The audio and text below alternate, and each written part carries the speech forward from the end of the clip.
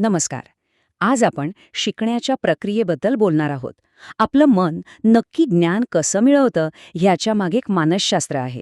चला तर मग हेच सोप्या भाषेत समजून घेऊया. अच्छा, सुरुवातच एका प्रश्नाने करूया. आपल्या सगळ्यांना वाटतं की शिकणं म्हणजे पुस्तकं वाचणं, परीक्षा देणं, पण खरंच ते तेवढंच आहे का? की त्यापेक्षा काहीतरी वेगळं आहे? खरं तर शिकणं किंवा अध्ययन हा आपल्या मानवी जीवनाचा पाया आहे. म्हणजे बघा, आपण जन्माला आल्यापासून ते अगदी शेवटच्या श्वासापर्यंत सतत काहीतरी शिकतच असतो आणि हेच शिकणं आपल्या आयुष्याला आकार देत असतं. ठीक आहे, तर आज आपण काय काय पाहणार आहोत? सगळ्यात आधी अध्ययन म्हणजे नेमकं काय ते समजून घेऊ. मग आपल्या मेंदूमध्ये ही प्रक्रिया कशी घडते ते पाहू. त्यानंतर कोणत्या गोष्टी आपल्या शिकण्यावर परिणाम करतात आणि शेवटी या सगळ्याचं आपल्या आयुष्यात खरं महत्त्व काय आहे यावर बोलूया. चला तर मग सगळ्यात पहिल्या मुद्द्याकडे वळूया. जेव्हा मानसशास्त्रज्ञ अध्ययन या शब्दाचा वापर करतात तेव्हा त्यांना नेमकं काय म्हणायचं असतं, त्याची एक शास्त्रीय व्याख्या आहे, ती आपण समजून घेऊ. तर मानसशास्त्रज्ञांच्या मते अध्ययन म्हणजे काय तर कोणतीही क्रिया, प्रशिक्षण किंवा अनुभवातून आपल्या वागणुकीत म्हणजे आपल्या वर्तनात होणारा एक कायमस्वरूपी बदल. हा शब्द महत्वाचा आहे, कायमस्वरूपी बदल. याच संदर्भात जी. किंबल यांनी 1961 मध्ये एक खूप छान व्याख्या दिली आहे. ते म्हणतात की सातत्याने सराव केल्यामुळे आपल्या वर्तनात जो एक कायमस्वरूपी बदल होतो त्यालाच अध्ययन म्हणतात. या 3 गोष्टी महत्वाच्या आहेत. वर्तनात बदल, तो कायमस्वरूपी असतो आणि तो अनुभवातून किंवा सरावातून येतो. या व्याख्येवरून आपल्याला अध्ययनाची काही वैशिष्ट्ये स्पष्ट होतात.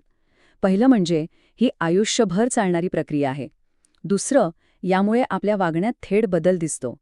तिसरं, हे नेहमी अनुभवावर आधारित असतं. आणि हो, हा बदल तात्पुरता नसतो, तर कायमस्वरूपी असतो. महत्वाचं म्हणजे प्रत्येकाच्या शिकण्याची पद्धत वेगळी असते आणि शिकणं हे चांगलंही असू शकतं, जसं की प्रामाणिकपणा, किंवा वाईटही असू शकतं, जसं की वाईट सवयी. बरं, ही झाली व्याख्या आणि वैशिष्ट्य. पण आपल्या मनाच्या आत, आपल्या डोक्यात ही प्रक्रिया नेमकी कशी घडते? म्हणजे एखादी बाहेरची माहिती आपल्या आत जाऊन ज्ञान कशी बनते? चला, तो प्रवास पाहूया. तर बघा, कोणतीही माहिती ज्ञानात रूपांतरित होण्यासाठी 5 मानसिक टप्प्यांमधून जाते.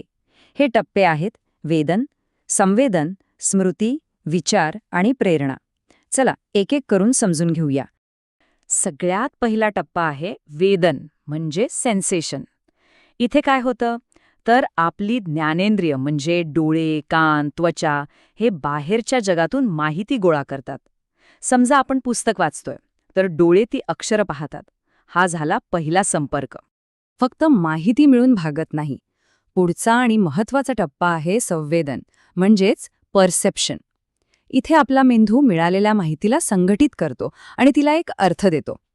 म्हणजे डोळ्यांनी पाहिलेली ती चित्रविचित्र अक्षरं म्हणजे एक शब्द आहे हे आपल्याला इथे कळतं. आता अर्थ लावलेली माहिती साठवून ठेवायला हवी, बरोबर? इथे येतो स्मृतीचा म्हणजे मेमरीचा भाग. ही माहिती आधी आपल्या शॉर्ट टर्म मेमरीमध्ये जाते आणि जेव्हा आपण तिचा सराव करतो तेव्हा ती आपल्या लाँग टर्म मेमरीमध्ये कायमची साठवली जाते. शिकणं म्हणजे फक्त माहिती साठवणं नाही. चौथा टप्पा आहे विचार करण्याचा.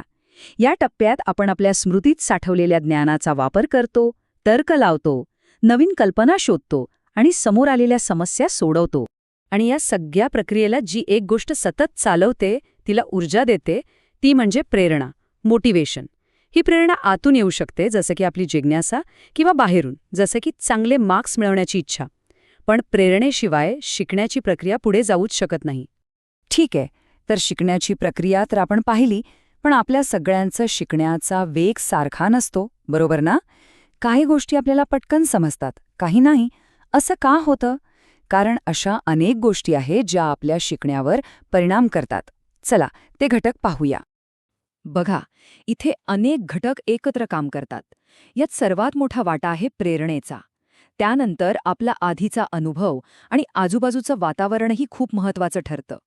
आपली बुद्धिमत्ता, शिकवण्याची पद्धत आणि इतर वैयक्तिक घटकही शिकण्याच्या प्रक्रियेवर परिणाम करतात. यातलाच एक महत्त्वाचा घटक म्हणजे शिकवण्याची पद्धत. म्हणजे बघा, पारंपरिक पद्धतीत शिक्षक बोलायचे आणि विद्यार्थी फक्त ऐकायचे. पण आधुनिक पद्धतीत विद्यार्थ्यांच्या सक्रिय सहभागावर भर दिला जातो. त्यामुळे साहजिकच शिकणं जास्त प्रभावी होतं.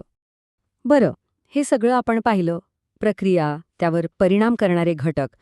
पण या सगळ्याचा आपल्या आयुष्यासाठी नेमका काय अर्थ आहे? हे वर्गाचा किंवा पुस्तकांच्या पलीकडे जाऊन का महत्वाचं आहे? शेवटी एक गोष्ट लक्षात ठेवली पाहिजे. अध्ययन म्हणजे फक्त शाळेपुरतं किंवा कॉलेजपुरतं नसतं. ती एक आयुष्यभर चालणारी कमाई आहे. ज्ञानाची, कौशल्यांची आणि मूल्यांची. याच कमाईच्या जोरावर आपण आयुष्यात येणाऱ्या समस्या सोडवतो, स्वतःला घडवतो आणि बदलत्या जगाशी जुळून घेतो. आणि जाता जाता एक प्रश्न जो आपण स्वतःला विचारायला हवा. आपलं शिकणं अजून चांगलं करण्यासाठी, अजून प्रभावी करण्यासाठी आज असा कोणता एक छोटासा बदल आपण आपल्या सवयींमध्ये करू शकतो? विचार करण्यासारखा प्रश्न आहे, नाही का?